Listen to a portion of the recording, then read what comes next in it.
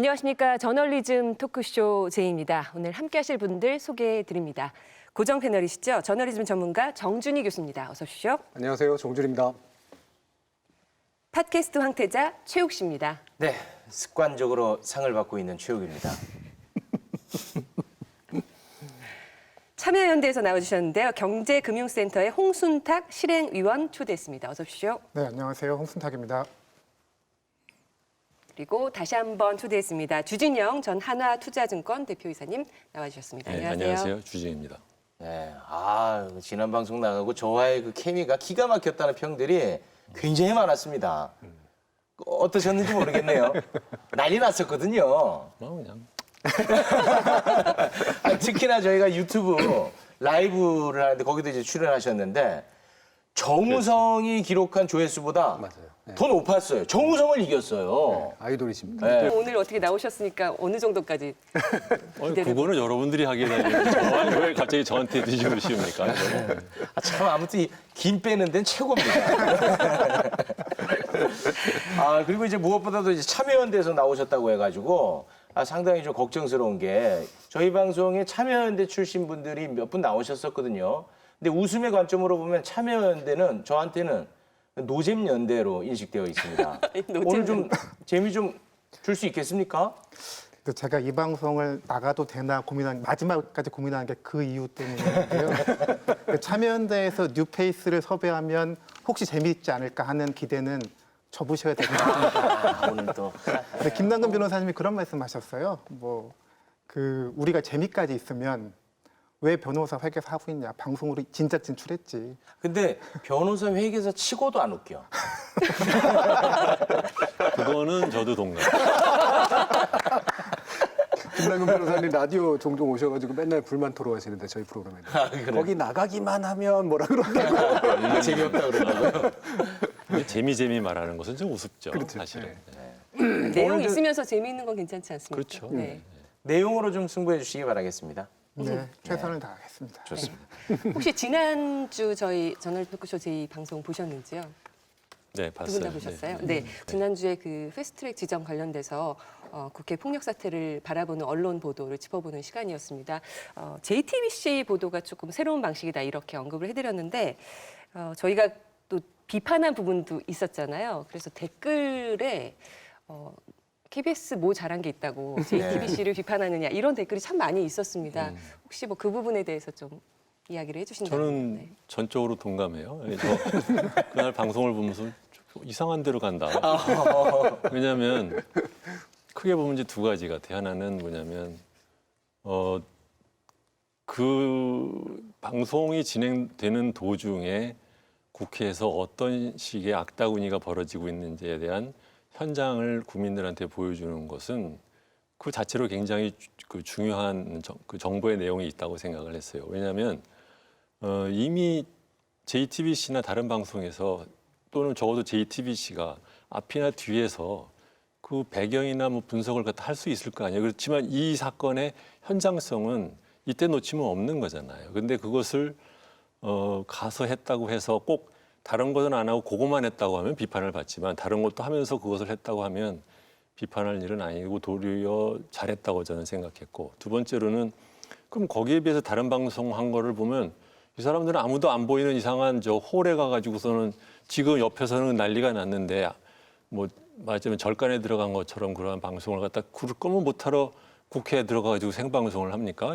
그런 면에서는 저는 JTBC 방식이 훨씬 낫다고 생각했습니다. 혹시 보셨는지?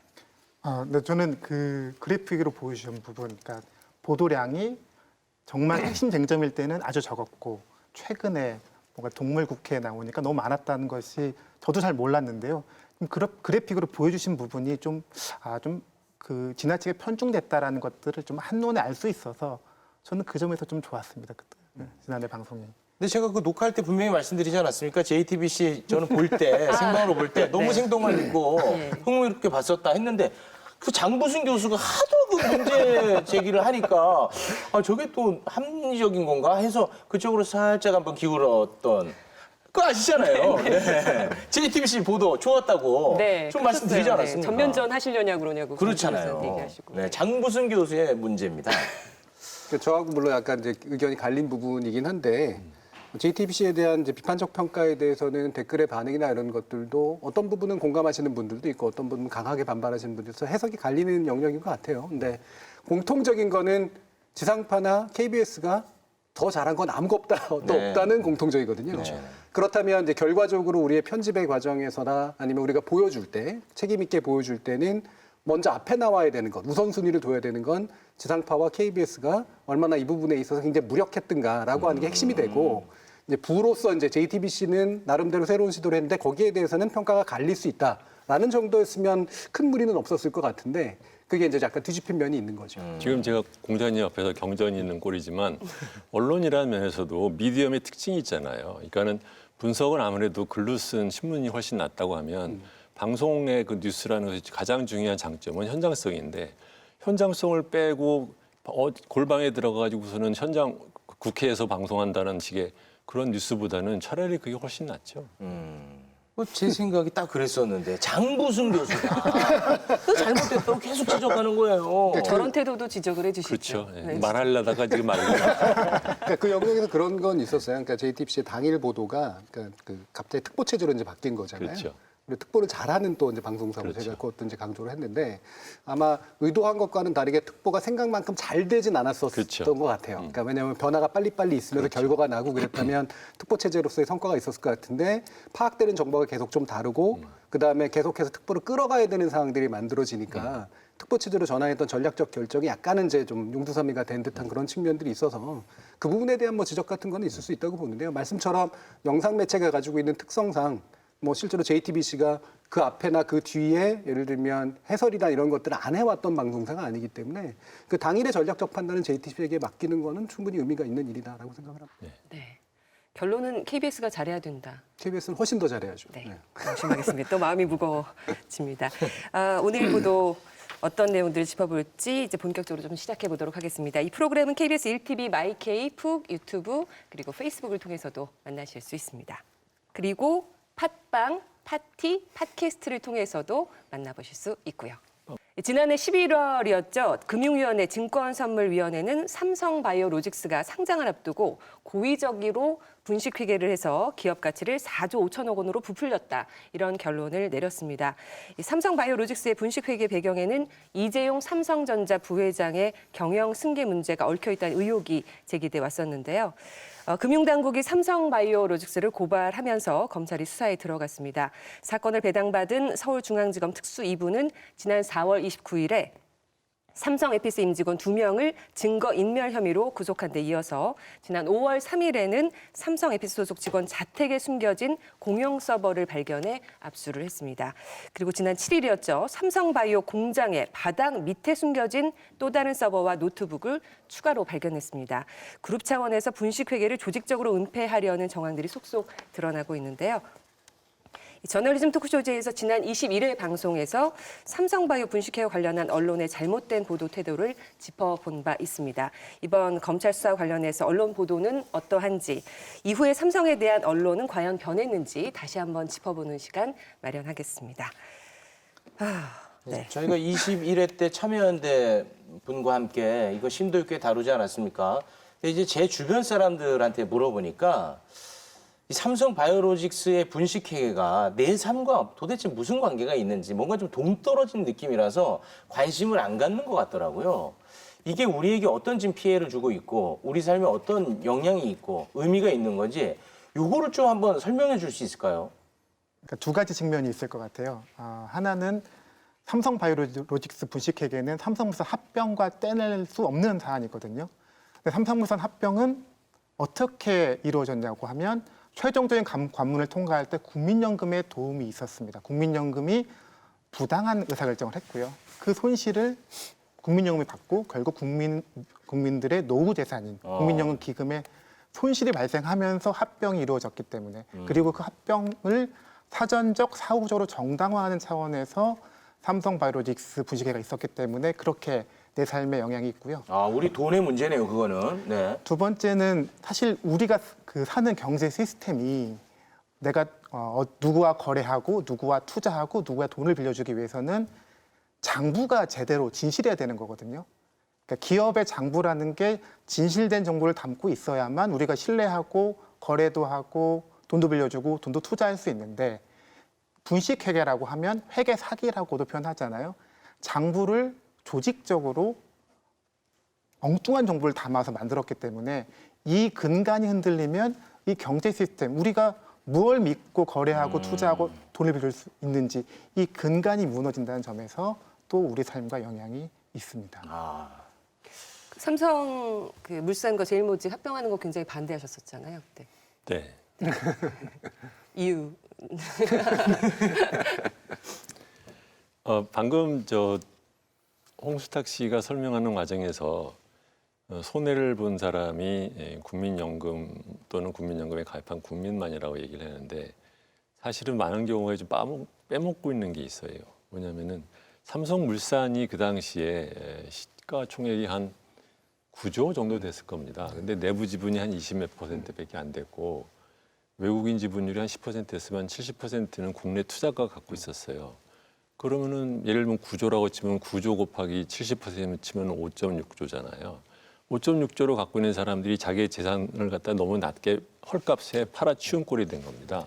그 사람들의 손해는 사실은 국민연금 가입자가 받은 손해보다 훨씬 더 커요. 네, 그런 면도 있는 거죠. 어떻게 보면은 사유재산제도를 말하자면 부정한 그런 일이라고 보는 거죠. 아니, 심각한 문제군요, 진짜. 그래서 이제 그런 면에서 그 당시에 그 합병을 할 때 그 교환 비율이 말도 안 되는 비율로 하는데 그것을 모두들 그냥 입 다물고서는 서로 눈만 떼굴떼굴 굴리는 것을 보고 이제 반대를 하게 된 거죠. 네. 그 홍순탁 의원님은 삼성바이오 분식회계 혐의 이걸 의심하게 된 그 계기가 있으셨다 그러는데 처음으로 이 문제를 제기한 분이라고 들었습니다. 맞습니까? 와. 아니, 그러니까 이 삼성바이오로직스 회계가 문제 있다라고 지적하는 것은 제가 처음은 아니고요. 이 장부 2015년 장부니까 2016년 4월에 처음 이제 공개가 됐는데 공개되자마자 여러 사실은 언론에서 이상하다. 이익이 이렇게 잡힐 수가 없는데 이상하다라는 기사는 몇 번 있었습니다. 그러니까 제가 그렇죠. 처음은 아닌데 제가 처음 문제 제기한 거는 2016년 12월에 그 삼성물산 합병과 관련돼서 자료들이 나왔어요. 그러니까 최순실 국정조사 과정에서 국민연금이 왜 찬성했는지 그런 근거 자료가 나왔는데요. 거기에 보면 삼성바이오를 굉장히 높게 평가해서 이 합병 비율에 찬성해도 괜찮다는 내용이 나옵니다. 근데 제가 알기로는 초기 단계 바이오 기업인데 초기 단계 바이오 기업이 이익 못 내고 가치 없는 거는 흠이 아니거든요. 어쩔 수 없는 건데 왜 이 기업이 이렇게 높게 평가됐을까? 무슨 일이 있었는지 이제 회계사들은 이제 의심이 가면 장부를 먼저 찾아보니까 이제 삼성바이오로직스 장부를 봤더니 2조 이렇게 이익이 잡혀 있는 거예요. 그래서 초기 단계 바이오 기업이 왜 이렇게 이익이 많이 잡혔지?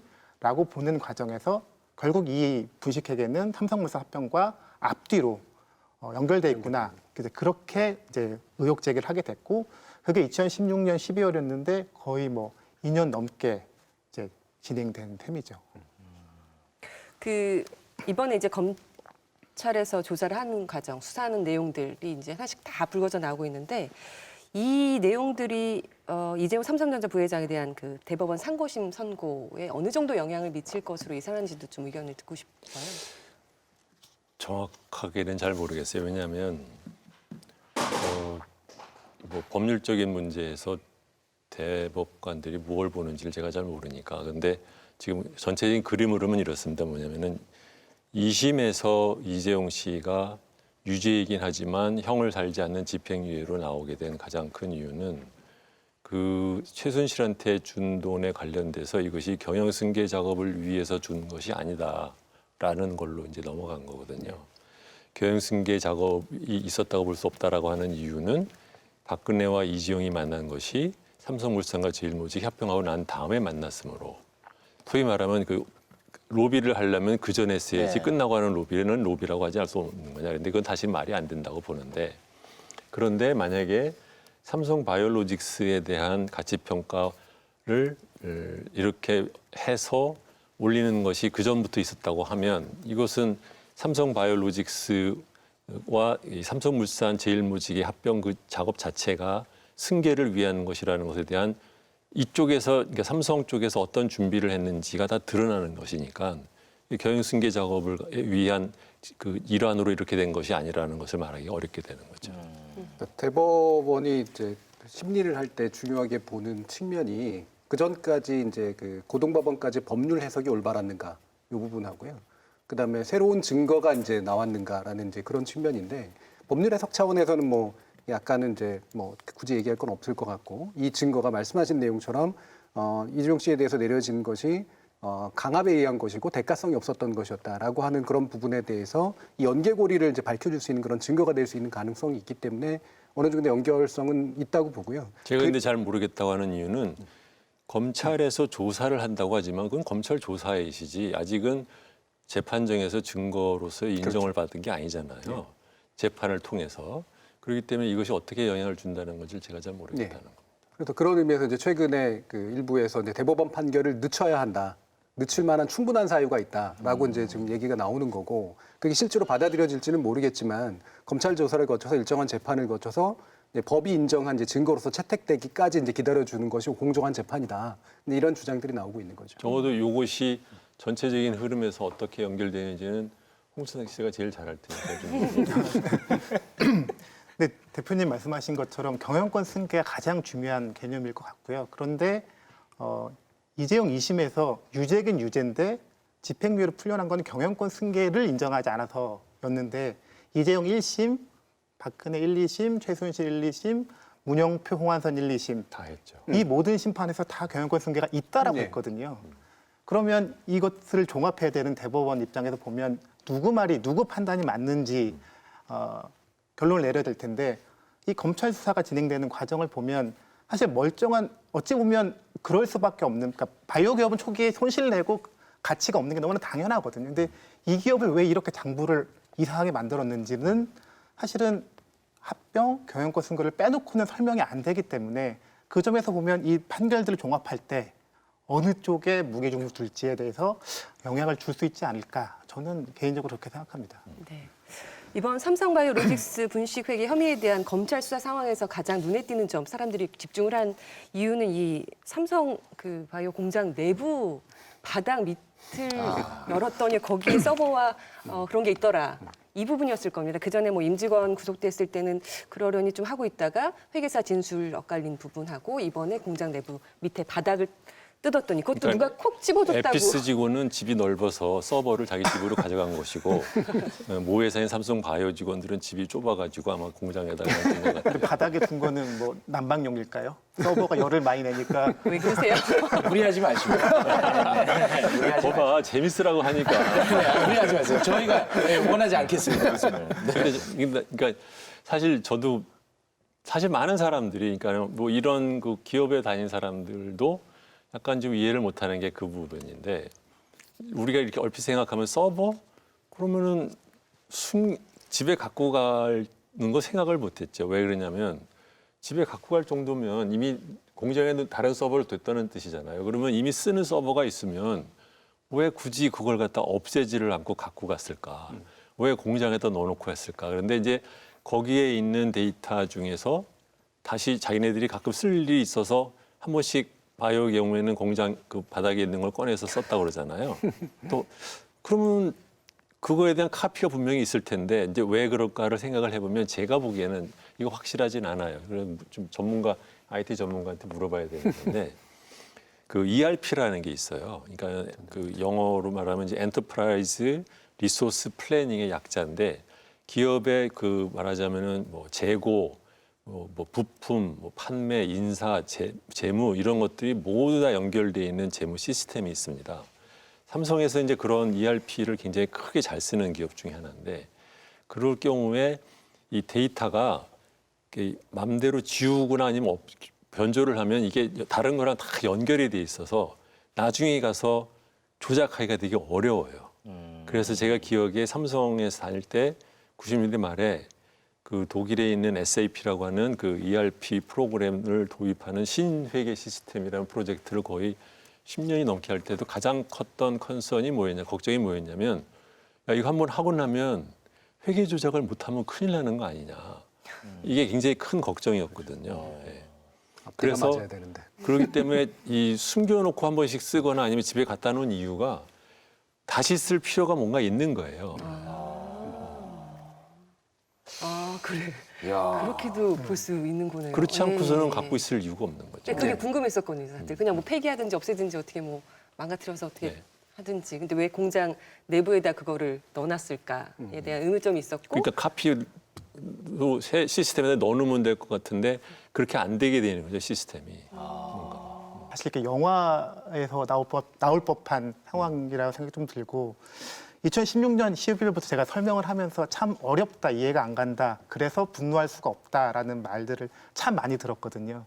비슷한 시기에 이제 대한항공은 물컵을 던지니까 왜 내가 분노해야 되는지 쉽게 이해가 다 와닿았는데 그래서 저희가 농담으로 합병비를 마음에 안 들었을 때 물컵을 던졌으면 우리가 이렇게 복잡하게 설명하지 않아도 다들 쉽게 분노해 줬을 텐데 맞아요. 그런 얘기를 했었는데 네. 공장 바닥에 나오면서 그런 이제 우려가 부식된 것 같아요. 이제 삼성 바이오로직스 부식 회계하면 공장 바닥이 연상되는 것 같습니다. 그 정도로 좀 쇼킹한 또 어떻게 대기업이 글로벌 기업이 그런 식으로 자료를 숨길 수 있을까? 늘 그래왔어요. 어떻게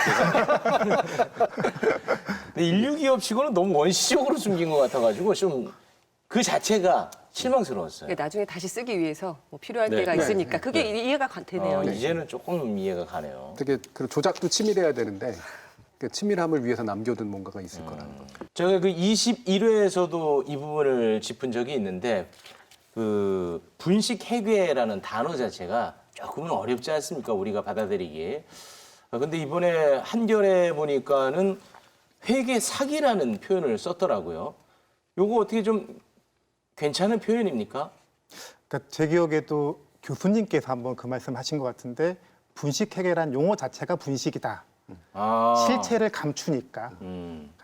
사실 그 국제적으로는 어카운팅 프로드라고 하니까 회계 부정. 근데 부정도 우리는 잘 안 하다 하니까 정확하게 우리 어법에 맞으려면 회계 사기가 맞을 것 같고요. 장부를 진실되게 작성하지 않고 고의로 잘못 왜곡해서 작성했다는 의미니까 분식이나 부정보다는 오히려 회계 사기가 한 번에 확 와닿는 그렇죠. 효과가 있는 것 같습니다. 주진영 선생님 어떻게 동의하십니까? 분식 회계라고 말하는 것은 원래는 이제 화장을 했다는 뜻이잖아요. 네. 그러니까 이제 실제보다 더 뭐 매출이 많거나 실제보다 이익이 많이 나는 것처럼 하는 경우를 분식 회계라고 한다면 이것은 단순하게 매출을 올려잡았다, 이익을 올려잡았다라는 것으로 끝나는 게 아니라 그 뒤에 다른 여러 가지 복잡한 구조에 어떻게 보면 이제 부정행위의 일환으로서 이루어진 것이기 때문에 이걸 딱 요것만 붙잡고 분식 회계라고 말하는 것은 그 사건의 그 심각성을 조금 못 느끼게 만드는 효과가 있는 거죠. 그래서 제가 보기엔 회계 부정이라는 표현이 더 맞다고 봅니다. 회계 부정을 저질렀다. 네. 네. 지난해 11월 14일 증선이가 삼성바이오를 고발 조치한 이후에 검찰이 본격적인 수사를 하고 있는데요.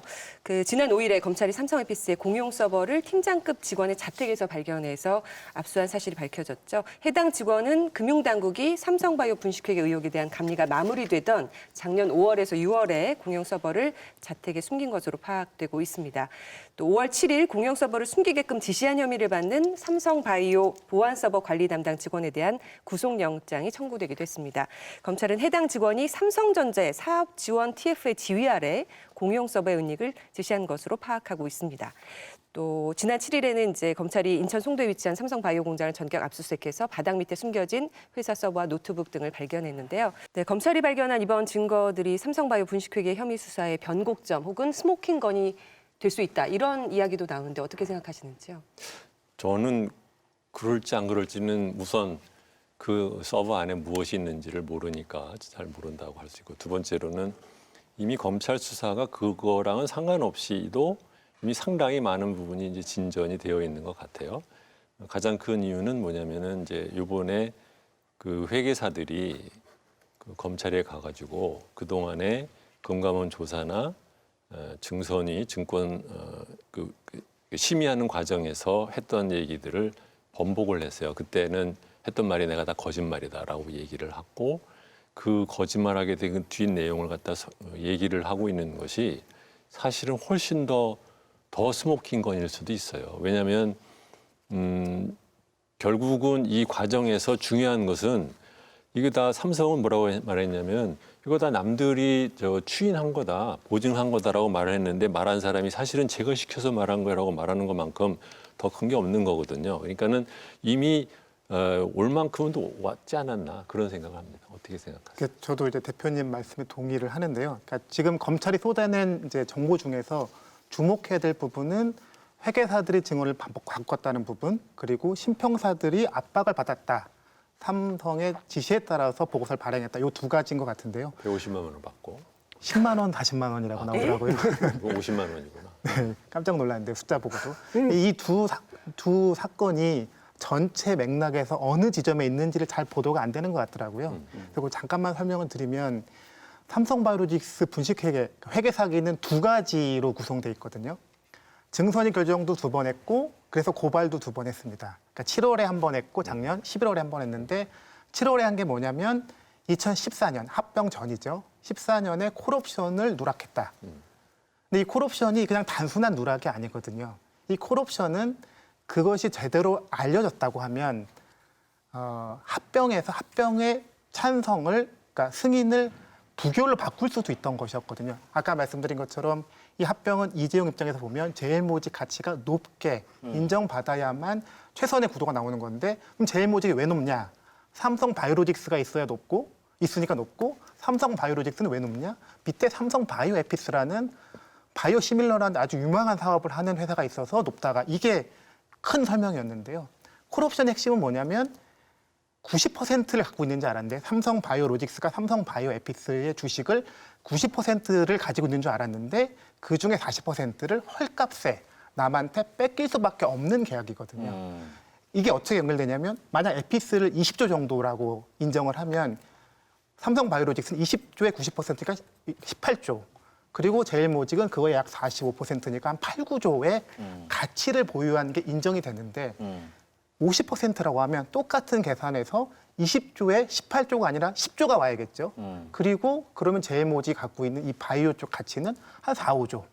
3, 4조가 숫자가 바뀌는 거거든요. 3, 4조면 아까 말씀드린 것처럼 국민연금이 찬성을 할 수 없는 합병이 부결로 바뀔 수 있는 그런 중요한 정보가 콜옵션 누락이었는데요. 그럼 콜옵션 누락이 삼성이 지금까지 해명은 회계법인에 다 보여줬고 다 상의했고 다 검증했는데 중요하지 않아서 빠뜨린 거고 사실은 일부러 숨긴 건 아니다. 이게 지금까지 증선이 과정에서 삼바와 회계법인의 일관된 주장이었어요. 근데 금감원에서는 감사조서에 아무런 내용이 없다. 증거가 없다. 검토했다는 증거가 아무것도 없다고 계속 공격을 했는데 그렇게 우리들은 서로 주고받았고 검토는 근거는 없지만 주고받은 건 그리고 검토한 건 사실이라고 했었는데 검찰에 가서 사실은 본 적이 없었다라고 진술을 뒤집었다는 것은 첫 번째 분식에 대한 삼성바이오로직스의 핵심 주장의 근거가 없어져 버린 거죠. 첫 번째 게임이 거의 끝난 거라고 볼 수 있는 거고요. 그렇죠. 두 번째 분식은 합병 끝나고 나서 2015년에 4조 5천억이라는 어마어마한 이익을 장부에 반영한 건데요. 이게 보면 이게 단추를 채울 때 처음에 잘못 채우면 마지막에 끼울 게 없는 것처럼 삼성물산 합병도 잘 마무리됐고 삼성물산 장부도 잘 정리가 됐는데 문제가 된 게 삼성바이오로직스가 자본 잠식에 빠지니까 이걸 어떻게든 해결하려고 4조 5천억이라는 어마어마한 이익을 잡은 게 분식의 핵심 내용인데 이걸 정당화하는 삼성바이오로직스의 설명은 딱 하나밖에 없어요. 2014년에는 그 자회사 에피스가 아주 미미한 회사였다. 가치도 없고 그래서 콜옵션을 가치를 따질 수가 없었는데 갑자기 2015년에 뭔가 큰일이 있어서 가치가 급등해서 어쩔 수 없이 뭐 지배력이라는 걸 뭐 잃었고 그래서 이익을 어마어마하게 잡았다. 이게 유일한 논리고 증선이 과정에서도 계속 그걸 강조했었는데요. 금감원이 뭐라고 했냐면 2015년이 5조라고 하면 2014년은 사실 회사가 별로 바뀐 게 없거든요. 그 바이오시밀러라는 약을 그냥 차근차근 개발하는 과정이었기 때문에 2015년이 5조면 2014년은 2, 3조는 된다. 그러면 비슷비슷하기 때문에 무슨 큰 상황 변화도 아니고 뭐 복잡하게 뭐 종속회사, 관계회사로 변경될 것도 없고 그냥 뭐 이익을 잡을 게 아무것도 없다는 게 금감원의 주장이었는데 그거에 대응하는 삼성바이오로직스의 유일한 근거가 2014년에 심평사한테 시켜봤더니 가치가 없고 콜옵션 가치 평가 불가능하다는 의견서 우리 다 받아둔 게 있다. 이게 사실 대심제 과정에서 유일한 삼성바이오로직스의 근거였는데 두 번째 분식에 대한 신평사들이 그거를 10만 원, 40만 원 주고 받고 조작했다는 게 밝혀진 거잖아요. 그러면 두 번째도 사실은 게임 끝인 거죠. 아니 그렇게 돈 받고 조작할 수도 있는 거예요? 참 그러니까 돈을 안 받고 해줬어야 되는데. 그렇죠. 예, 선의로 해줬어요. 돈도 10만 원, 50, 몇십만 원, 몇십만 40만 원. 원 고작 이렇게 그거 나오죠. 받고. 그러니까 사실은 그게 신평사한테 제대로 된 정보를 준 것도 없이 뭐 해봐. 그러니까 우리는 이걸로는 못해요라고 어떻게 보면 그렇게 한 거죠. 예, 그러니까 평가 불가능하다는 대답이 그렇게 나간 거 아닌가요? 아닙니다. 그러니까 문구까지 이제 삼성바이오로직스에서 정해줬고요. 그러니까 이대로 보고서를 내주세요. 그래서 그대로 이제 보고서가 나간 거죠. 그래도 50만 원 좀 심했다. 그렇죠. 사실 이게 콜옵션을 평가하려면 에피스라는 회사를 평가를 먼저 해야 되거든요. 그러니까 콜옵션이라는 게 주식을 정해진 가격에 사는 거니까 그게 뭐 10만 원이 됐든 20만 원이 됐든 만 원에 살 수 있는 정해진 가격 만 원에 살 수 있는 거니까 일단 그 콜옵션의 가치를 알려면 그 주식이 10만 원인지 20만 원인지 따져보고 사는 정해진 가격이 만 원이니 그 차이만큼 10만 원이면 9만 원만큼 가치가 있다. 이런 식의 계산이거든요. 그러니까 1번이 회사 가치 평가, 2번이 그래서 옵션의 가치 평가 이 두 가지를 해야 되기 때문에 사실은 이 정도 규모 회사면 100만 원 단위도 안 되고 몇 천만 원 이상의 용역비는 받고 인원을 투입하고 연구를 해야만 제대로 된 보고서가 나올 텐데 뭐 10만 원, 40만 원이면 사실 인쇄비도 안 되는 숫자라서 그래서 지금 이번에 나온 것이 뭐 서버를 뭐 바닥에 숨겼다. 뭐 이게 일반인이 보기에는 이게 그런 게 훨씬 더 더 눈에 강하게, 확 강하게 예. 오지만 사실은 그 보이지 않는 저 성층권에서 그동안 했던 거짓말들이 이제 요새 드러나고 있는데 요거는 사실은 좀 언론에서 별로 부각이 안 됐어요. 네. 관련돼서 언론 보도가 어떻게 진행이 됐는지 좀 살펴보면요. 그 삼성 바이오 공장 바닥에서 회사 서버와 노트북이 발견된 것과 관련해서 한겨레가 일면 톱으로 삼바, 분식 회계 감추려 공장 바닥 뜯어 증거 숨겼다라는 기사를 보도한 것을 비롯해서 중앙일보, 동아일보, 경향신문, 한국일보, 세계일보가 사회면에 해당 기사를 실었습니다. 조선일보만 이 사안에 대해서 보도하지 않았습니다. 교수님은 어떻게 보셨는지요? 이 부분에 대해서. 일단은 사안 자체는 굉장히 대중적으로 이미지가 집중될 수밖에 없고 언론사 입장에서도 사실은 이게 이제 친소 관계하고는 무관하게 이목을 집중시킬 수밖에 없는 건 쫓아가게 되는 현상들이 나타나게 되거든요. 왜냐하면 거기서 빠지면 의도적으로 너무 눈에 띄는 거니까. 그래서 여기서 조선일보가 안 했다라고 하는 거는 굉장히 무리하고 있는 거라는 생각이 일단 들고요. 예, 뭔가 억지로 지금 덮고 있는 이제 그런 상태고. 근데 한겨레나 이제 경향이나 이런 쪽을 제외한 나머지 신문사나 경제신문들이 또 이거를 보도하는 방법이 또 그렇게 적극적이지도 않아요. 그러니까 그냥 쫓아가는 정도 수준의 보도를 해왔고요. 저 뒤에다가 조그맣게 집어넣는. 그리고 뭐 유일한 차이점이라고 볼 수 있는 건 기존에 이제 삼성바이오로직스 관련된 이런 이제 증선이 고발 이후의 논란을 얘기할 때는 주로 입장 형식으로 특히나 그 내용은 주로 삼성 쪽에 기울어져 있는 형식으로 보도를 했는데 이거 가지고는 현재 사태를 가지고 어떻게 내용을 뭐라고 얘기할 수 없는 상태가 되니까 그냥 사건이 일어났다라고 보도할 수밖에 없는 그런 정도로 이제 차이를 보인다고 하겠죠. 그렇죠. 경제지에 대한 비판해 주시죠. 이 관련된 보도 내용들. 경제 글쎄요 이것만이 아니라서 사실 그렇긴 한데 이 네. 부분에 한정해서 좀 예. 네, 그러니까 재미있는 것이 제가 알기로는 그게 한경이었던 것 같은데 사건이 그러니까 그 뭐 진술 번복 같은 거를 갖다 회계사들이 했다고 하니까 회계사가 진술 번복한 것에 대한 보도는 안 하고 그 번복에 대한 반박을 삼성이 어떻게 했다를 기사를 길게 만들었더라고요. 네. 그래서 이 사람들 되게 웃기는 사람들이네. 그랬던 것 같아요. 그러니까 저는 이제 그 번복의 의미를 짚어주는 기사가 참 드물었던 것 드물었죠. 같아요. 네. 그러니까 아까 말씀드린 것처럼 증선이 의사록을 한 번만 읽어보고 검찰 수사 결과를 보면 아마 기사를 쓴 본인도 분노할 거고 그거를 충분히 담아낼 수 있을 텐데 그런 맥락을 전혀 보도해주지 않으니까 이게 왜 거짓말이 중요한지 네, 그거 어려워요 알아듣기가. 그러니까 그런 것들을 안 해주는 게 좀 아쉬운 사실은 것 같고요. 이것은 단순하게 삼성으로만 그치는 문제가 아니라 삼정회계법인, 안진회계법인이라고 하면 우리나라 이제 4대 회계법인 중에 하나인데 뭐 안진은 옛날에 이제 대우조선해양에 이제 한 5조가 넘는 분식 회계하는 바람에 크게 벌도 받았습니다만 이거는 말하자면 제대로 말하라고 하는 금감원 조사 제대로 말하는 증선이 심의 과정에서 적극적으로 거짓말을 해댔다는 거거든요. 이것은 이제 말하자면 우리나라 회계법인이라는 게 국가가 공인해서 자본시장의 건전성을 유지하는 중요한 축으로 삼고 있는 제도에 속해 있는 사람들이 적극적으로 허위 진술을 했다라는 것이기 때문에 사실은 그 문제가 저는 삼성 못지않게 큰 문제 아닌가 그런 생각도 했어요. 이게 증선이 결과에서 만약 과실이나 중과실로 끝났으면 검찰 고발로 이어지지가 않거든요. 고의 분식이 이어서 그렇죠. 검찰 고발로 이어졌고 수사에서 이게 나온 건데 만약 거짓말을 더 완벽하게 해서 아니면 거짓말에 증선위원들이 속았으면 과실로 끝났을 거고 진실이 안 밝혀졌을 거잖아요. 이거 굉장히 큰 문제고 그러니까 시스템의 안정성을 건드리는 문제인데 왜 이런 것들은 언론들이 경제지들이 사실은 경제지들은 이런 시스템을 지켜야 되는 게 자본주의 시스템을 지켜야 되는 게 가장 큰 존재 목적 아닌가 싶은데 이런 부분을 외면하는 게 좀 안타까운 것 같습니다. 제가 저 무시당할까봐 이 질문은 진짜 안 하려고 했는데 궁금해가지고 그 회계법인은 뭐 하는데요?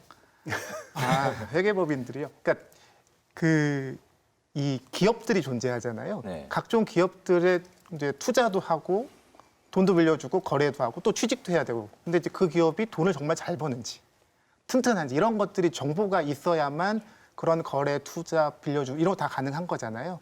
근데 그 장부가 제대로 만들어지는지를 감사하기 위해서 그렇게 해서 자격을 주는 게 회계사들이고요. 그 사람들이 모여 있는 곳이 회계법인입니다. 그래서 회계법인의 1차적인 사회적인 역할은 기업의 장부가 진실되게 제대로 작성되어 있는지 확인해 주는 역할. 이게 회계법인들의 존재 목적인데 지금 나온 상황을 보면 그 가장 본질적인 자신의 의무를 저버리고 근데 기업들이 고객인 경우가 많잖아요. 그럴 때는 사실 이게 우리나라의 좀 구조적인 문제인데요. 그러니까 내 장부를 검사받아야 되는 기업이 나를 누가 검사할지를 선택합니다. 그래서 공공기관이 아니지 않습니까? 회계법인이라는 다 건. 민간이죠, 민간. 근데 약간 좀 공공기관이 하는 역할을 하는 느낌이네요. 그렇죠, 공적인 기능을 수행하는 거죠. 그러니까 이 현대 사회에서 전문 업으로서 굉장히 중요하게 이제 크게 보면 세 가지가 있어요. 하나는 의사, 두 번째로는 변호사, 세 번째가 회계사예요. 건강에 관련돼서 그 사람이 갖고 있는 전문성을 윤리적으로 행사를 하라고 하기 위해서 중간에 교육 과정을 높이 하고 시험을 봐가지고서는 국가가 공인을 해주는 것이 의사이고 의사 아닌 사람은 의료 행위를 하면 안 되죠. 네. 법률도 마찬가지입니다. 네. 국가가 법치를 운영하는 데 있어서 그것의 주요한 그 대리인인 법률가는 전문성도 있지만 그 사람이 그 간 과정에서 비윤리적인 행동을 할 수 있는 위험이 높기 때문에 훨씬 더 높은 윤리성을 부과하는 대신에 그 사람에 대해서는 자격증을 주고 다른 사람 못하게 하는 거거든요. 네. 똑같아요. 자본시장에서 또는 일반 비즈니스에서 기업의 회계가 제대로 됐는지를 밖에 사람은 모르게 하는데 그것을 밖에 있는 사람으로 하여금 들어가서 보게 해서 그 사람들이 말하는 숫자가 제대로 된 겁니다를 위임시켜준 것이 공인회계사예요. 그런 뜻으로 공인회계사입니다.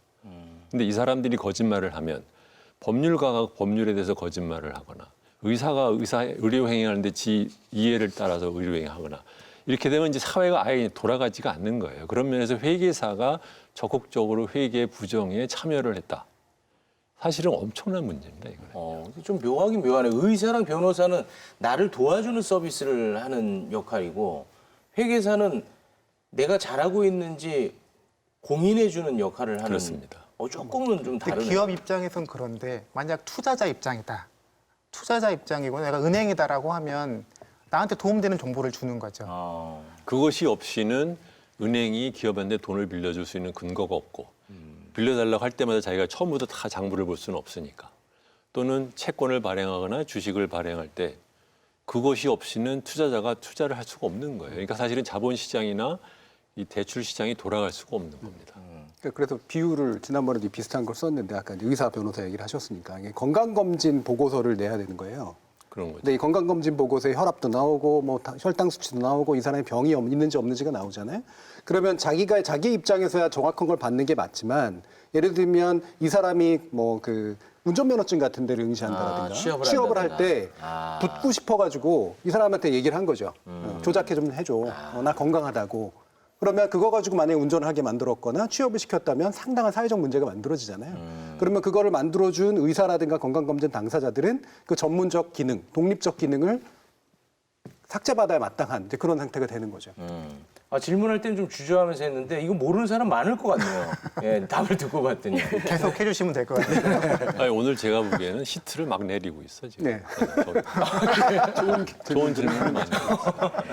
그러니까 우리가 좀 신경을 더 써야 될 부분이 그 부분이었는데 언론 보도에서는 이 회계사 진술이 엇갈리는 부분, 이 부분에 대해서는 많이 집중을 안 한 것이 그렇죠. 네, 지금 우리처럼 모르는 이야기가 돼버린. 예, 이제는 조금 다 알아듣겠네. 이제서야. 그러니까 이게 어떻게 보면은 좀 더 큰 그림에서 이렇게 보면 삼성 물산과 제일모직의 합병에 삼성바이오가 끼어들어가는 과정에서 지금 그 소위 말 연루라고 하냐 아니면은 그 암묵적인 음모에 참여한 사람이 하나씩 지금 얼굴이 드러나고 있는 과정이에요. 근데 이것은 알고 보니 한국의 주요 플레이어들은 다 끼어 있는 거지. 그 회계사들이 금감원 조사 때는 이렇게 대답을 안 했는데 검찰 수사를 받으니까 진술을 번복한 거잖아요. 그렇죠? 그러니까 아까 회계법인의 역할을 물어보셨으니까 근데 회계법인이 사고를 칠 수도 있잖아요. 네. 그러니까 그거를 2차적으로 감독하는 게 금융감독 당국이 할 일이고 그래서 우리나라는 금감원이 1차로 보고 감리위가 2차로 보고 증선위가 3차로 봐서 결론을 내립니다. 그러니까 회계법인이 잘못했는지를 다시 한번 모니터링하는 절차가 그렇게 되는 거고요. 그게 삼성바이오로직스에서는 2017년 한 3월부터 작년 11월까지 1년 8개월에 걸쳐서 아주 오래 한 거죠. 이유는 이제 충분한 반론 기회도 주고 삼성의 해명도 다 들어보고. 근데 그 과정에서 금감원에 가서도 거짓말, 감리위에 가서도 거짓말, 증선위에 가서도 거짓말. 수사권이 사실 없기 때문일 수도 있는데 이렇게 이 회계법인들이 회계사들이 3차에 걸친 이 조사 과정에서 일관되게 거짓말했다는 것이 이제 드러났으니까 사실 간단한 일이 아닌 거죠. 금광위부터는 공공기관인 거죠? 금감원 금감원. 아니요 금감원은 민간 조직입니다. 그렇지만 그것도 공공기관이죠 사실은. 네. 공공성을 가진 민간 조직. 금감원. 특수법인이라고 해요 보통은요. 예. 한국은행과 같아요. 한국은행 몰라요. 어렵네. 검찰에서 얘기한 회계사들의 증언과 관련된 언론 보도 생각보다 많지 않았습니다. 한겨레가 많이 실었었고요. 예. 네. 여기서 보면은 우리나라 주요 언론들이 이 사안을 어떻게 대하고 있는가가 아주 명확하게 갈립니다. 그러니까 적극적으로 이 문제를 제기하고 대중들에게 이해하고자 하는 그룹이 있고 그냥 소극적으로 쫓아갈 수밖에 없으니까 쫓아가는 그룹이 있고 아예 대놓고 이른바 쉴드를 치는 방어를 해주는 삼성 쪽을 방어를 해주는 그런 식의 세 부류로 나뉘는데요. 적극적인 경우는 이제 한겨레 같은 경우가 역시 또 마찬가지로 상당히 적극적으로 삼성의 문제를 이제 제기하는 겁니다. 그래서 삼바 분식을 덮으려 거짓 진술을 했다라고 하는 기사를 4월 25일, 그다음에 첫 보도는 4월 24일 인터넷 기사로 이제 나왔고요. 경향신문도 이와 유사해서 조직적인 거짓말을 사실상 인정했다라는 본질적인 측면들을 보도를 했는데. 기타의 이제 주요 일관지들 같은 경우에 대표적으로 중앙일보의 4월 26일자 케이스가 영장 청구했다. 회계자로 폐기 정황이 있다라는 정도로 약간은 흐리는 그런 정도의 이제 보도를 했고요. 그다음에 그 아래 단락에서 이제 콜 옵션 약정을 몰랐다라는 진술을 확보했다. 중요한 사실이긴 하죠. 요거를 이제 사실 안 보이게 뒤에 붙이는 그러니까 세 문단 되게 짧은 데에 붙이는 그런 정도였는데 제일 이제 참 개탄스러운 게 5월 3일에 이제 한국경제 보도입니다. 이 경우에는 삼성바이오로직스 수사 진실 게임 회계사들 콜옵션 존재 정말 몰랐나 이거예요. 일단은 대단히 명확해 보이는 이 사안을 진실 공방으로 일단 만들고 있고 그다음에 실질적인 내용은 삼성 쪽에 유리한 방향의 발언들을 해주는 그런 방식으로 방어적으로 이제 나오고 있어서 한국경제 같은 경우는 거의 적극적으로 그러니까 적극적으로 삼성 쪽을 옹호해주는 이제 그런 기사를 내고 있다는 상태인 거죠. 저도 그 기사 보고 참 기가 막혀도 이렇게도 기가 막히는 방법도 있구나. 한국경제가 4월 29일에 또 회계감리 투명성과 신뢰 높일 심판원 도입 검토할 때 됐다라는 제목의 사설도 실었는데요. 투명한 기업 회계는 자본시장 선진화뿐 아니라 투자자 보호 차원에서도 매우 중요하다. 하지만 사전 규제나 회계 처리 기준 위반에 대한 제재가 비현실적으로 과도해질 경우 산업 발전을 가로막는 걸림돌이 될 수 있다. 검찰 수사까지 확대된 삼성바이오로직스 분식회계 논란에서 회계 리스크라는 비판이 나온 배경이다. 고의성 있는 회계 위반에 대한 엄격한 대응에는 이론의 여지가 없다. 하지만 원칙 중심의 국제회계 기준 체제에서는 해석과 재량의 여지가 많아 법적 분쟁도 늘어날 수밖에 없다. 이런 내용을 실었습니다. 이 내용에 대한 저희는 그냥 한국 경제는 니들은 좀 빠져 있어. 무슨 자격이 있다고 그렇죠. 이러쿵저러쿵 말을 다니 이런 생각이 들어요. 저는. 문제는 발언의 공신력조차 없어진 네, 상태인데. 그죠? 예. 그 정도인가요? 아유 그럼요. 지금 이제 국제회계 기준의 모호성, 복잡하고 모호하고 재량이 많아서 발생한 일이지 뭐 의도적인 건 아니라고 계속 이제 쉴드를 치는 걸 해왔었는데요. 근데 고의성에 대한 증거들이 이제 나오는 나오고, 거잖아요. 예. 사실은 아까 말씀드린 것처럼 금감원, 뭐 감립위, 증서인은 수사권이 없어요. 그냥 동의하에 제출한 자료만 가지고 여기까지 끌고 온 거고 이제서야 강제력 있는 수사가 이루어지면서 고의에 대한 증거들이 하나씩 쏟아지는 건데 사실 한국 경제가 4월 29일 날 사설과 일관된 입장을 보여주려면 고의성 있는 증거들이 이제 쏟아지고 나왔으니 입장을 바꾸는 게 합리적일 텐데 이제 결론이 엉뚱하게 가서 우리도 속았다. 이렇게 기사가 나왔어요. 아. 그러면은 빠지지 않아도 되는데 그렇죠. 예. 아. 그렇죠. 그 정도까지는 해줘야 언론으로서의 어떤 이후의 신뢰성이라고 하는 게 그나마라도 남아있죠. 자기가 살려면. 근데 자기가 살려고도 안 하는 것 같아요. 이 느낌상으로 보면 5월 6일 날 그 한경 기사를 보면 이게 이제 또 4월 29일 이후에 또 나온 거잖아요. 포기할 것 같은데도 기업 회계 투명성을 객관적으로 다룰 조정기관이 필요하다라고 하는 주장을 반복합니다. 지금 상황에서조차. 저는 이런 방식으로 이제는 방어가 될 수 있는 상태가 이미 지났음에도 불구하고 이렇게까지 하는 이유는 뭘까 궁금해질 수밖에 없죠. 예, 우리나라 경제 기사에서 좀 독특한 특성이 있어요. 뭐냐면 일반적인 뭐 여기서 많이 이제 거론이 되었지만 이제 그 보수 언론들이 약간 이제 편파 보도를 갖다 이제 많이 한다 그런 얘기는 하는데 경제 신문이라고 하면 보통은 경제에 집중해서 전문성을 갖고 보도를 해야 되잖아요. 근데 전문성이라는 면에서 주로 그것만 다룬다고 해서 전문성이 생기는 게 아니라 더 정확해야 되는데 한국은 도리어 경제 신문의 경제 기사가 일반 신문의 경제면보다 훨씬 더 부정확할 때가 네. 많아요. 왜냐하면 일방적으로 기업의 편을 들려고 아예 대놓고 왜곡을 하니까. 네, 그래서 독특하게 경제신문의 경제 기사의 정보의 그 정확성이 훨씬 떨어지는 독특한 나라가 되어버렸어요. 특히 그것이 이제 한경과 매경의 경우에 더욱 더 심하고. 네, 기업의 홍보지 정도. 그렇습니다. 네. 그러니까 그 사실은 한경과 매경을 보면 앞에 한 서너 페이지 정도가 조금 뭐 기사 비슷한 기획 기사랑 이렇게 섞여 있고 그 다음부터는 완전히 기업의 보도 자료를 짜집은 걸로만 지면을 채운 그런 신문이 지금 되고 있는 거예요. 그러니까 이 부분이 이제 언론의 역사하고도 되게 밀접한 연관이 있거든요. 언론의 초기 언론들은 스스로가 상품이 아니 될 수가 없었기 때문에 돈도 없고 그러니까 유력한 정치인들이나 정당이 소유한 상태에서 그들의 당파적 견해를 대변해주는 이제 기관지나 당파지 형태를 띠고 있다가 이게 어느 정도 유력한 상품으로 바뀌면서 상업지로 독립을 해요. 근데 정치적 견해는 유지하지만 기타 정치를 제외한 영역들에 대해서는 정확한 정보를 주려고 하는 것 위주로 갑니다. 그래야 팔리니까. 그럼 경제지는 그거보다도 더 당연히 그래야 되는 거죠. 나와야지. 왜냐하면 주식 투자도 해야 되고 뭔가 투자에 대한 판단을 내려야 될 때 얘가 당파에 의해서 흐려 있다라고 하는 생각이 들면 그 기관지를 구입할 이유가 뭐가 있겠어요. 네. 예를 들면 내가 주식 투자를 하려면 주식 투자지를 봐야 되는데 거기에 거짓말이 적혀 있으면 전혀 살 이유가 없는 거죠. 네. 그래서 경제지는 이념적으로 약간의 보수성을 띌 수밖에 없는 건 사실이지만 경제적 정보에 있어서만큼은 일간 신문보다도 훨씬 더 정확성이 있을 수밖에 없는 게 상품의 특성이에요. 네. 근데 우리나라 이 경제지들은 기관지 시대에 아직도 있다는 거죠. 맞아요. 그러니까 월스트리트저널이 독특한 특성이 있는데 월스트리트저널은 사람들이 말할 때 두 가지 신문이 합친 신문이랑 같다라고 얘기할 때가 많아요. 왜냐하면 앞부분 보도 부분은 굉장히 정확합니다. 팩트, 그러니까 사실에 기초해서 굉장히 정확하게 보도를 하는데 뒤에 그 논설란은 이거는 많이 뭐 극우에 가까운 걸로 번복을 하거든요. 근데 둘이 따로 놀아요. 그래서 그 에디토리얼에 들어가 있는 그런 기조가 기사를 그 오염시키지 않습니다. 근데 한국은 이게 그 논설이 기사를 완전히 오염시킨 그런 경제신문이 돼버린 거예요.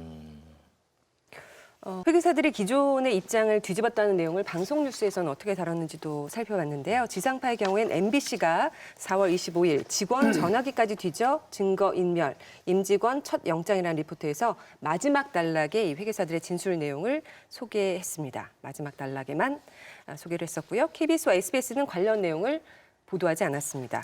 종편의 경우 JTBC가 4월 25일 삼바 분식 회계사들 콜옵션 몰랐다. 삼바 측 주장 흔들이라는 리포트를 통해서 관련 내용을 자세하게 다뤘습니다. 나머지 종편 3사는 해당 내용을 보도하지 않았습니다. 이 부분에 좀 이렇게 적극적으로 왜 얘기를 하고 다니는데도 이렇게 언론에서 다루지 않는 점에 대해서는 좀 섭섭하신 게 있으실 것 같아요. 특히 이런 거를 보도를 안 쌀게 할까. 많으실 것 같아서 오신 자리니까 마음 놓고 얘기해 주세요. 그러니까 두 가지죠. 그러니까 그 자체를 보도하지 않는 것, 그리고 이게 어느 맥락에 위치해 있는지를 알려주지 않는 것. 지금 이제 JTBC 4월 25일 보도가 삼바 분식 회계사들 콜옵션 몰랐다. 그리고 삼바 측 주장 흔들. 이 뒷부분이 다 전 굉장히 중요하다고 생각하는데요. 그러니까 이런 보도가 의미하는 바가 우리가 지금까지 한 1년 8개월 동안 사회적 논란을 거친 증선의 과정에서 삼성바이오로직스 핵심 주장의 근거가 흔들리고 뒤집혔다. 여기를 짚어줘야 이 검찰이 이렇게 쏟아내는 정보들의 의미가 이해되는 거잖아요. 네. 예. 근데 자체도 보도하지 않을 뿐더러 뭐 보도하더라도 살짝 뒤에다 담아서 이게 도대체 무슨 의미인지 알 수 없게 해버리는 이게 참 안타까운 것 같고요. 그러니까 저는 좀 맥락을 짚어주는 이 의미를 짚어주는 보도가 좀 많아져야 이 사건의 의미들을 이제 뭐 국민들이 알지 않을까 생각이 듭니다. 저도 적극 동감해요. 왜냐하면 이런 사건은 사실은 전문가들이 보면은 굉장히 하나하나가 어떻게 물려 있느냐가 굉장히 중요하고 그렇기 때문에 회계사나 법률가들은 그런 거에 관심을 많이 받지만 일반 시민들은 잘 모르잖아요. 그러니까 사실은 이것이 그래서 중요한 포인트가 뭔지를 언론이 잘 소화를 해서 그것을 전달을 해주는 게 바로 언론의 역할인데 네. 기껏 할 거면은 관심 없는 식으로 내용을 갖다 적어놓고 넘어가거나 네. 아니면 의미를 빼버리면 점점점 사람들 사이에서는 멀어지죠. 멀어지는 거죠. 네. 그러니까 이게 말씀처럼 상당히 중요한 어떤 면에서는 뭐 스모킹 건이고 실제로 결정적인 어떤 그럼요. 내용임에도 불구하고 이거를 보도하지조차 않는다라고 하는 건 상당히 의아한 일이거든요. 그렇다면 KBS나 SBS들도 이 시기에 관련 내용을 보도하지 않았어요. 유일하게 이제 JTBC가 이제 보도하면서 한겨레와 경향신문 신문 쪽에서는 방송 쪽에는 JTBC가 이 부분을 다루는 정도, 그것도 방송 아주 깊이 있게 다루는 정도 수준은 아니었고 MBC가 4월 25일에 요거를 영장이 나왔다라고 하는 것 정도에 대해서 간략하게 언급하는 그런 정도였거든요.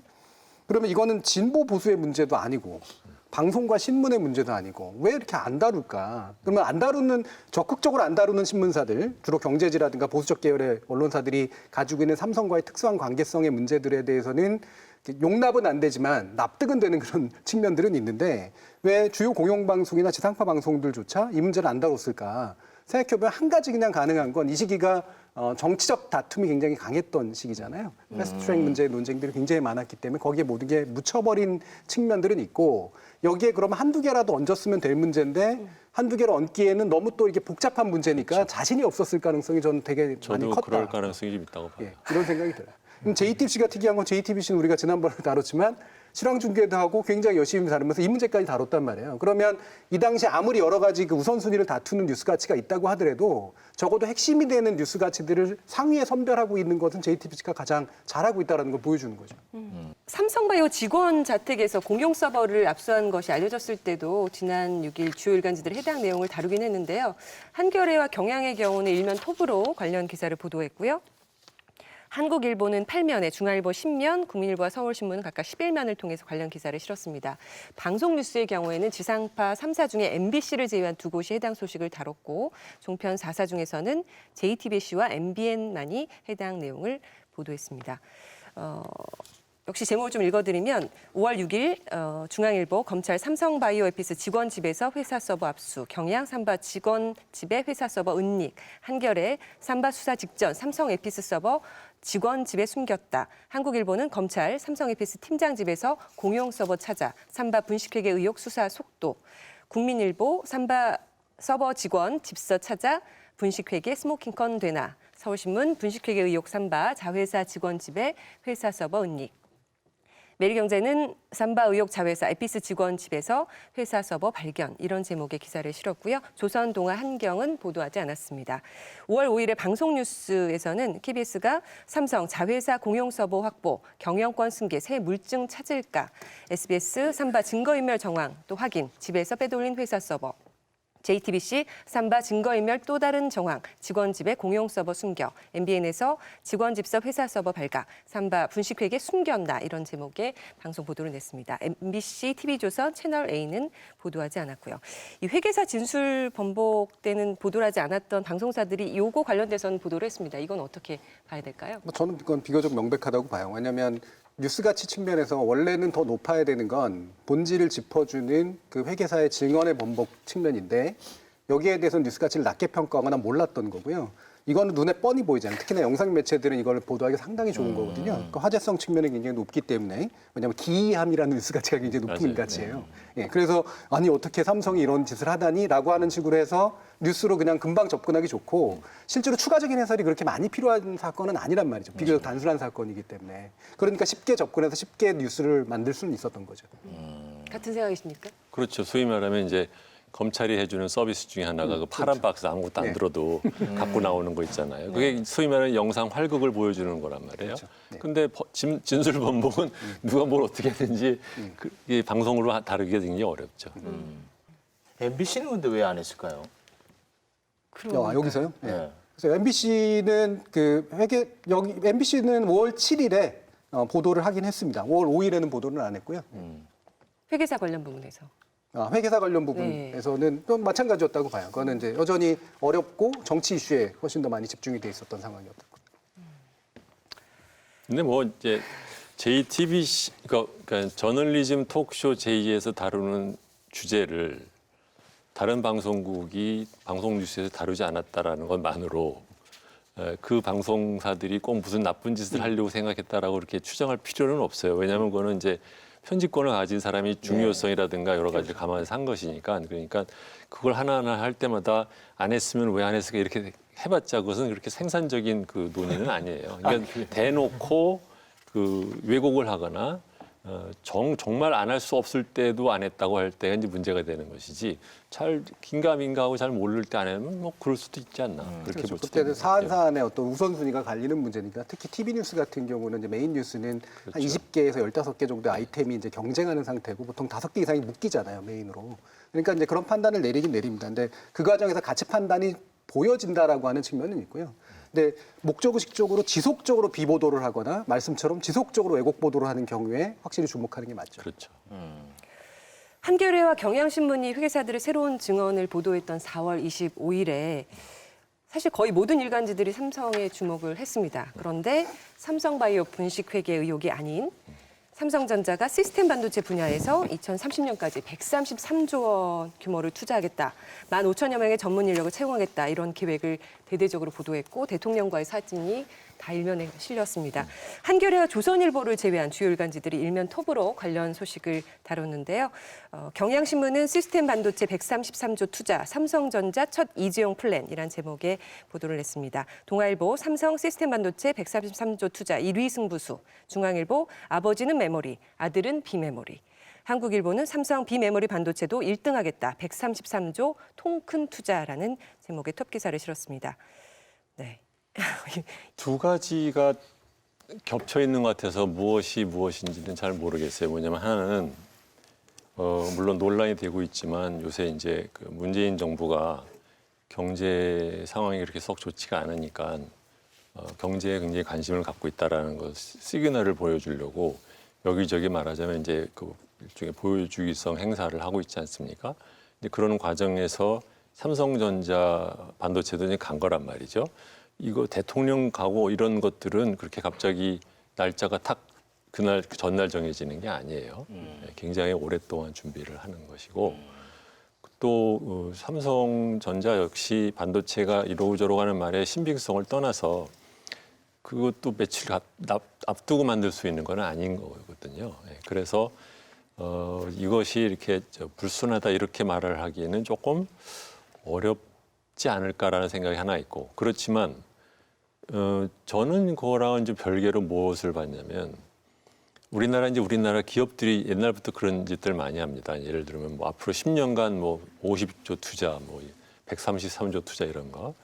잘 보시면 외국 기업에서는 이런 소리 아무도 안 해요. 한국만 그렇게 합니다. 이게 소위 말하면 이제 홍보 보도 기사 만들기 위해서 만드는 거거든요. 아니 10년 동안 투자를 할지를 누가 그렇게 10년 동안 보고 있으며 기업을 하는 사람 중에서 10년 뒤에 내가 투자할지 자기가 뭘 어떻게 합니까? 근데 그런 짓들을 해요.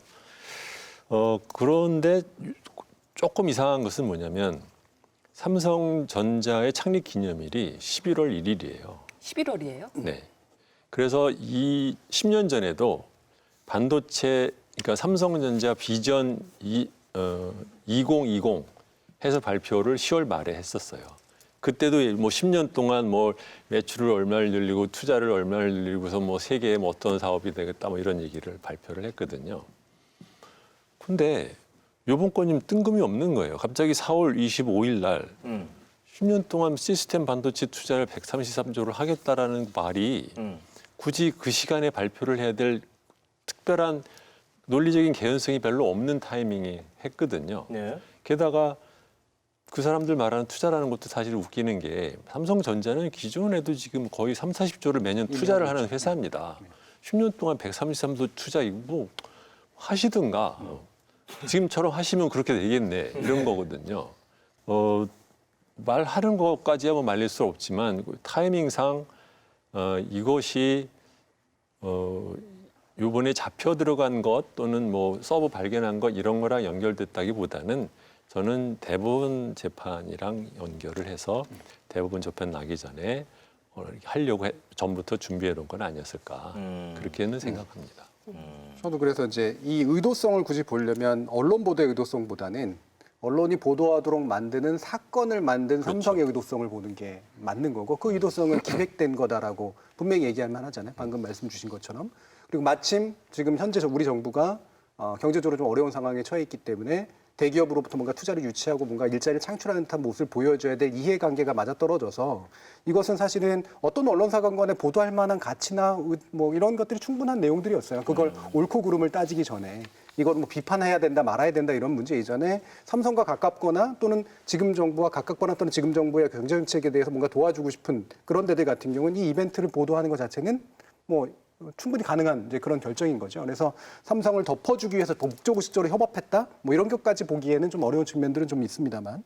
그래서 의도성 자체는 삼성전자가 왜 이런 이벤트를 기획했을까 쪽에 놓여져 있는 게 맞고 말씀처럼 저도 들어보니까 이런 종류의 R&D는 이미 많이 해왔고 앞으로도 그냥 자연스럽게 해갈 것들인데 이거를 굳이 공장을 만들고 대통령을 초청해서 하는 그런 것으로 바꿔낸 데에는 분명한 이제 목적성이 있다라고 볼 수밖에 없는 그런 측면들이 또 지적돼야겠죠. 여기서 이제 하나 짚고 넘어갈 것은 뻔히 사정이 그러리라는 것을 모를 사람들이 아닌 청와대가 거기에 둘러리를 서주는 이유가 뭘까? 그것이 조금 이상한 거죠. 제가 이 관련해 가지고 신문을 좀 봤는데요. 한겨레 신문에서 단독 기사라고 해가지고 뭐 대단한 것처럼 기사가 떴더라고요. 2014년에 삼성 바이오 에피스가 나스닥에 상장하려 했다. 이거를 밝혀낸 게 뭔가 대단한 뉴스인 것처럼. 근데 그게 뭔 말인지 잘 모르겠더라고요. 어떤 의미를 갖고 있는 이야기인지. 그러니까 지금 모든 보도들이 이 분식회계 사건의 어느 지점에서 어떤 맥락에서 어떤 의미를 가지고 있는지 이런 이제 해설 보도가 없는 게 가장 어려운 점이잖아요. 네. 그걸 말씀드리면 그러니까 분식회계가 두 가지라고 말씀드렸고 2014년 합병 전에 콜옵션을 숨긴 것 그리고 2015년 합병 이후에 4조 5천억이라고 하는 어마어마한 이익을 잡은 것 두 가지인데요. 이 건은 두 번째 연관되어 있습니다. 뻥튀기 한 거에 해당되는 사안이군요. 네, 4조 5천억이라는 이익을 잡는 게 정당화되려면 2014년에는 에피스라는 회사가 가치가 없거나 그래서 콜옵션을 평가 불가능하거나 이랬다가 2015년에 갑자기 그 에피스의 가치가 급등했기 때문에 어쩔 수 없이 지배력이라는 거를 상실했고 그 과정에서 4조 5천억을 이익을 억지로 잡았다가 삼성의 설명이거든요. 그 설명이 성립하려면 2014년이 가치가 없거나 이 에피스 가치가 없거나 평가가 불가능했어야 되는데 그런데 그 어떤 회사든 주식시장에 상장하려고 하면 제일 먼저 해보는 게 그러면 상장하면 얼마가 될 건지 내 가치가 얼마나 되는지를 따져보거든요. 그렇겠죠. 상장 주관한테 시켜보는 것도 그런 것들이고. 네. 그런데 나스닥 상장을 준비했다고 하면 에피스 가치가 얼마쯤? 그러면 자동 계산으로 콜옵션 가치도 계산되거든요. 모를 수가 없었던 거죠. 지금까지 삼성이 해왔던 해명을 뒤집는 또 강력한 증거에 해당하는 셈입니다. 아, 굉장히 큰 의미가 있는 뉴스였군요. 꼭 있어야 될 보도였나요? 그러면? 그러니까 검찰이 하나씩 알려주는 정보가 사실은 이 증선이 과정에서 삼성이 했던 해명, 회계법인이 했던 해명을 뒤집는 팩트들이거든요. 거짓말이냐 아니냐. 네, 그래서 꼭 나와야 되는 보도 중에 하나죠. 갑자기 그냥 나스닥에 상장했으면 낫지 않았을까라는 생각도 드는데 상장이 안 될까요? 그 정도의 평가를 해봤을 때는? 아니, 그러니까 국내 상장하는 것보다 상장을 하기 어렵다고 판단을 했겠죠. 저는 그렇게 생각합니다. 경영 승계를 위해서는 아니고요. 그거는 아니었을 거예요. 네, 알겠습니다. 궁금했습니다.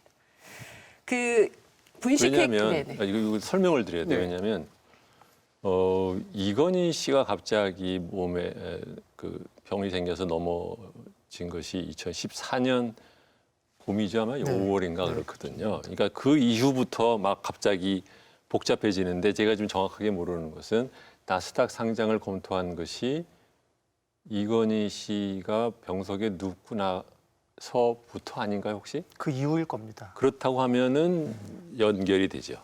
경영승계를 하는 데 있어서 이거를 상장을 해서 값을 불려가지고 이게 좀 있지. 바이오로직스의 값을 올리고 그다음에 그걸로 해서 제일 그러니까 소위 말하면 삼성물산과 합병을 하고 이렇게까지 생각을 했는데 이거는 근데 뭔가 안 되는 것 같은데 그러니까 그때 그 길은 막혔던 것 같아요. 네. 그러니까 지금까지 우리가 알고 있었던 거는 삼성 바이오 에피스는 2015년 7월에 그 삼성물산 제일모직 합병이 막 논의되고 국민연금이 찬성해야 될지 말지를 검토하는 시점에 공식화했거든요. 나스닥 상장을 공식화했고 나스닥에 상장될 정도로 에피스가 가치 있는 기업이라면 아까 말씀드린 것처럼 로직스도 같이 있고 로직스가 같이 있으면 제일모직도 같이 있으니 이 합병은 찬성하는 게 맞다. 그런 재료로만 쓰였어요. 실제로 상장은 안 됐지만 추진한다는 사실만으로 에피스가 대단한 기업이구나.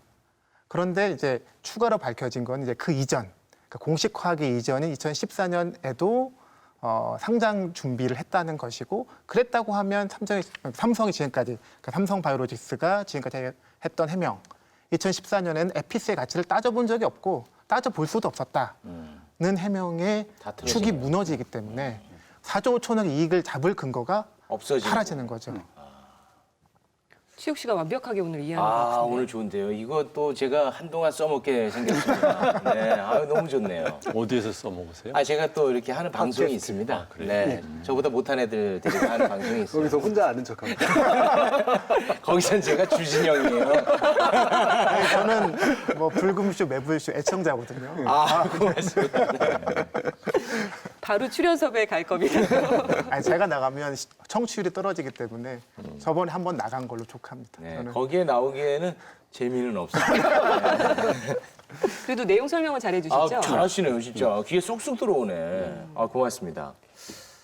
21회 때 삼성바이오 분식회 계획을 다루는 언론의 태도, 저희 저널리즘 토크쇼지에서 다뤘을 때 뭐 의도적 침묵, 뒤바뀐 가해자, 이재용 지우기, 뭐 세 가지 행태로 삼성과 관련된 보도, 언론 보도를 정리를 한 적이 있습니다.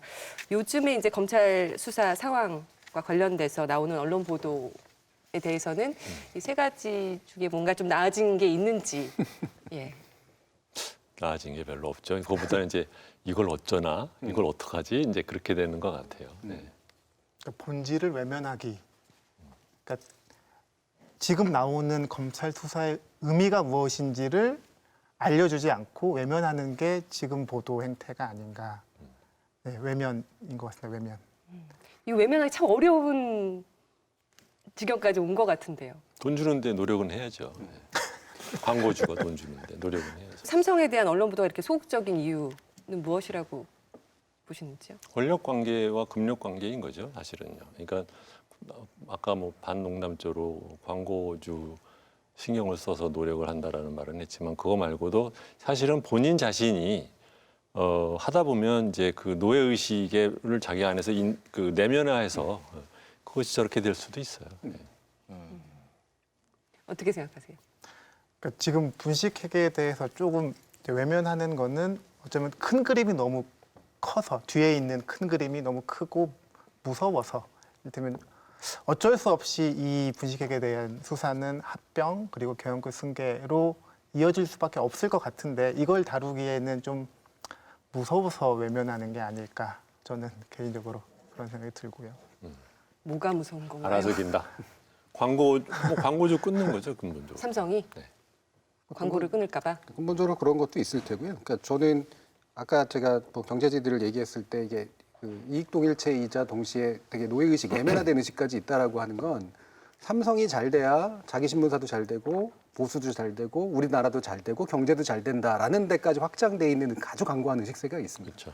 그렇기 때문에 사실은 전 지금 이 문제가 굉장히 심각한 문제고 우리 사회의 시장 질서를 좀 그나마라도 정상화시킬 수 있는 어떤 계기임에도 불구하고 상당히 이렇게 위로 잘 못 올라오는 중요한 이유 중에 하나는 두려움이 있다고 봐요. 거기 플러스 뉴스가 좀 어렵다 보니까 이걸 안 쓰더라도 저항이 좀 덜한 것 같아요.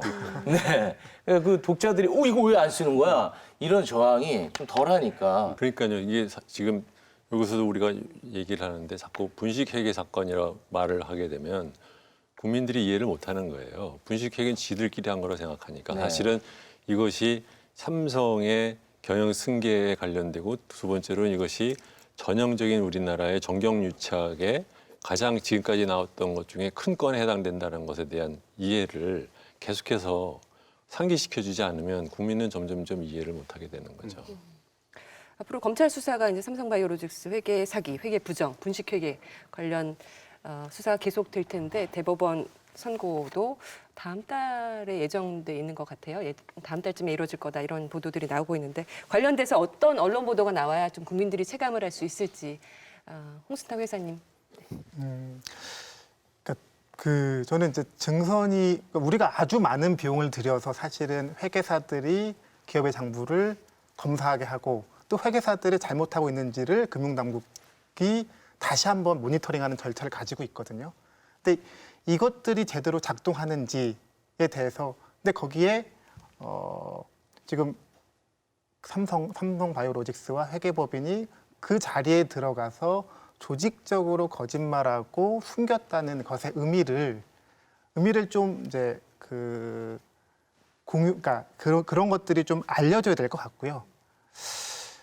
그런데 이제 그 보도 측면에서 보면 증선이 의사록만 꼼꼼히 읽어보면 증선이 의사록 거기서 무슨 논란이 있었는지만 따라가 보면 검찰 수사에서 던져주는 하나하나의 사건이 어떤 의미가 있는지 쉽게 이해가 가고 그 맥락을 짚어주는 보도를 해야 될 텐데 그런 것들이 사실 그런 보도가 앞으로 더 많이 나와야만 근데 홍수탁 씨 얘기는 이게 기자들이 증선이 회의록도 안 보고 기사를 쓰려고 한다. 그런 얘기인 거죠. 제가 보기에는 그렇습니다. 그러니까 그 어렵지 않거든요. 그러니까 뭐 증선이 의사록 읽어보고 검찰 수사 발표 보면 읽어보면 누가 왜 거짓말을 어느 상황에서 했고 그 거짓말의 의미가 뭐고 이게 뒤집히면 어떤 영향이 있는지를 따라갈 수가 있고 충분히 기사화할 수 있거든요. 사실은 지금 언론들이 해줘야 될 게 그게 아닌가 싶은데 사실 뭐 상고심이 다가와서 그런지 그런 것들은 외면하고 꼭 해야 되는 그 해설 보도죠. 의미와 맥락을 짚어주는 그런 것들이 없는 게 가장 좀 안타까운 것 증선이 같아요. 진술이 들어가 있는 그 회의록은 일반 대중한테 열려 있나요? 네.